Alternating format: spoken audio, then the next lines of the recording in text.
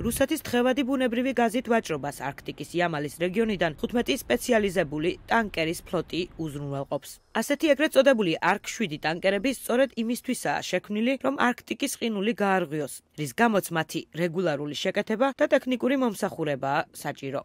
სატელიტური მონიტორინგის მონაცემები აჩვენებს, რომ ამ გემების შეკეთება რეგულარულად 2 ევროპულ პორტში ხდება. დამენის გემცაშენში, ბრესტში, საფრანგეთში და ფაიარდის გემცაშენში, დანიაში. რუსეთისთვის თუ ეს ევროპული გემთსაშენები მიუწვდომელი გახდებოდა, მათი ოპერაციები რამდენიმე წელიწადში ფაქტობრივად შეწყდებოდა, რადგან გემები უფრო და უფრო გამოუსადეგარი გახდებოდა. მომსახურება გრძელდება მიუხედავად ევროპული დაპირებისა, რომ მოსკოვის უკრაინაში სრულმასშტაბიანი შეჭრის შემდეგ რუსული ენერგიის ყიდვას შეწყვეტდნენ. კიევი აცხადებს, რომ მიღებული მოგება კრემლის ომს აფინანსებს.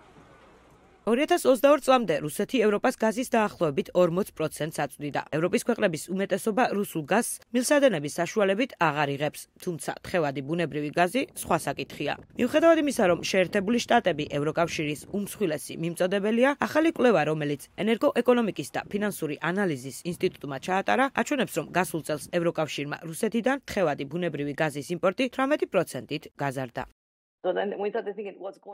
ჩვენ დავიწყეთ ფიქრი, რა ხდება, რა მიზეზით იზრდება ეს იმპორტი.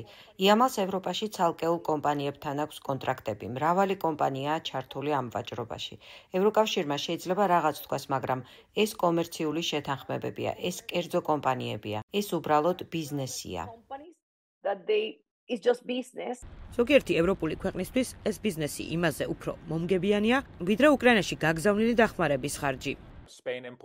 ესპანეთმა გასულ წელს 2,5 მილიარდი დოლარის ღირებულების მოცულობის თხევადი გაზი შეიძინა. მაშინ, როდესაც უკრაინას 500 მილიონი დოლარის სამხედრო დახმარება გაუგზავნა.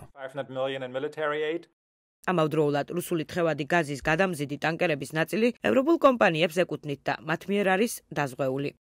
თუ ევროკავშირი მათ სანქციებს დაუწესებს, ეს უდავოდ გავლენას მოახდენს ევროპული კომპანიების მოგებაზე და გამოიწვევს დანაკარგებს. ეს ყოველთვის დილემაა, რა?